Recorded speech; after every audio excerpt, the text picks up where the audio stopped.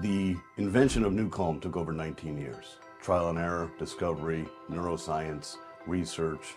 14 years after the 19 years of invention, we've done with innovation, clinical proof, studies, independent peer-reviewed journals.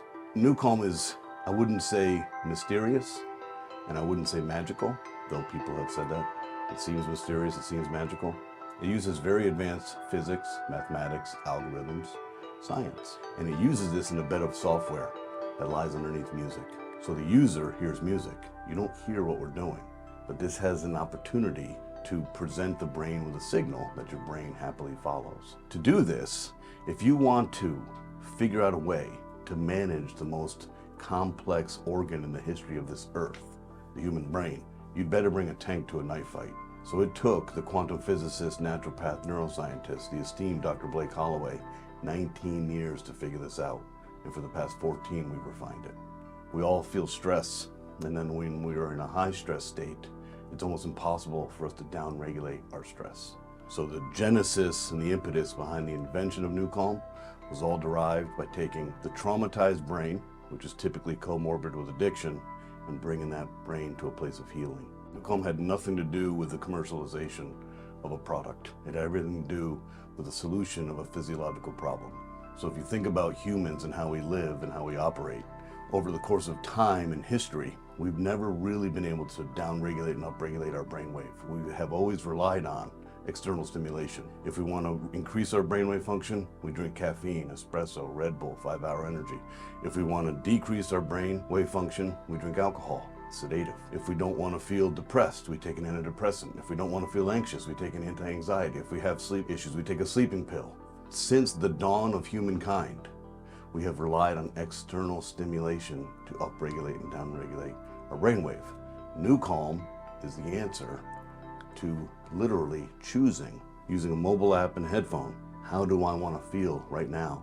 And how do I want to do this without any drug side effect or negative consequence? Neuroacoustic software was derived by our company. We created that whole terminology. We did it because when you're pioneering something so profound, there is no point of reference. That's one of the challenges of being a pioneer. So neuroacoustic software describes the complexity of what we do because we're not using a singular channel. So for example, consumers can go to YouTube and find what's called binaural beat. Binaural beat is a delivery mechanism of a frequency to the brain. It was actually discovered by a German scientist in 1839. NuCalm, in our software, uses an amalgamation of a lot of different complex science. We use what's called a pitch and frequency mathematical matrix. We have isochronic waveform, we have binaural signal processing, and we have a nonlinear oscillating algorithm.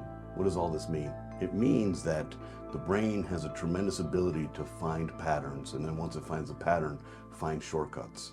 So when you buy something online that's binaural beat or YouTube, you'll find that the first couple times you listen to it has a very profound effect.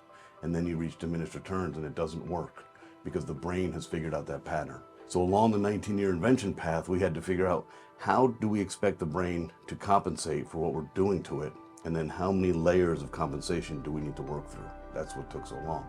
So the neuroacoustic software terminology talks about a lot of different complex science inside of software. And the software, for a point of reference, a typical song, if you download from Apple, would be 5, 6, 7, 8, maybe even 10 megabytes. One NuCalm journey, for example, Rescue 50, is 1.49 gigabytes.